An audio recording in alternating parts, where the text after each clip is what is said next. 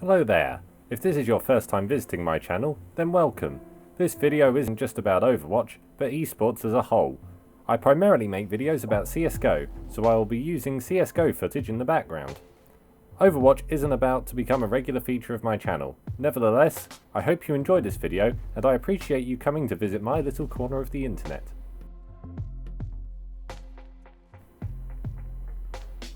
Counter-Strike has always been the granddaddy of FPS esports.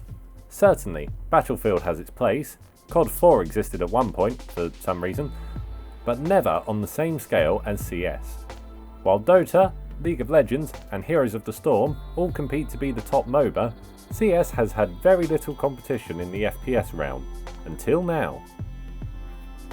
I first heard about Overwatch at Insomnia 53, a gaming convention in the UK. Blizzard had one of the largest booths there, and was showing off an early version of their new FPS. At the time, I really wasn't that interested in shooters as all I really played was CS. Seeing Overwatch on display there, it did very little to change my mind. That being said, I didn't actually play it, the queues were very long and it didn't look like a game I'd enjoy. That was it for a long time. I didn't hear more about Overwatch from any of my friends, nor did I see anything about it on Reddit or Twitter. It was simply relegated to grey matter until 2 years later, when people started to talk about it on Reddit as a new, emerging esport. Being a fan of at least 5 different major esports, I was curious as to how Overwatch gained the status as an esport right out of the gate. Valve are a big company in the esports community. They control the second and third most popular esports. Not to mention, they have Team Fortress 2, an arena shooter in a similar vein to Overwatch, released back in 2007. To date, TF2 has 2 exciting competitive game modes, Highlander and Sixes. It's free to play on Steam, and has been played by millions of people, yet, despite its huge following, established competitive game modes and universal accessibility, it has never become an esport, at least not a mainstream one. Whereas Overwatch, which was released with no existing player base and a very high price point for an esport, it gained esports status and the attention of many major esports organisations as soon as it was released. I did another video a couple of days ago on this topic. It was originally going to be part of this video, but I couldn't think of a good way to segue between the two. So, if you're interested, you can go and watch a video about how Overwatch impacted Envious's CSGO team here. That is, assuming you actually have annotations turned on. So what is Overwatch like as a competitive game? Well, it has seasons, similar to League of Legends. It has a ranking system that isn't dissimilar to what you might find in League or CSGO, rather than that chess-style ELO rating you get in Dota. It certainly seems to have captured the imaginations of the community, and apparently, Season 2 brings a whole host of improvements that should make the game more enjoyable for players and spectators. Like TF2, you have a number of different characters to pick from, but in competitive, you may only have one of each character in a match, more like a MOBA. Also, like a MOBA, characters have a number of abilities, including ultimates. It's clear from this that Overwatch was designed to be a competitive game, whereas TF2 was simply adapted.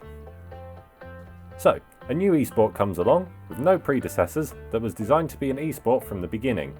Many games have done this, but few have been as successful in capturing the imagination of the community quite the way Overwatch has. It's definitely the first game in recent years that's been able to pull that off.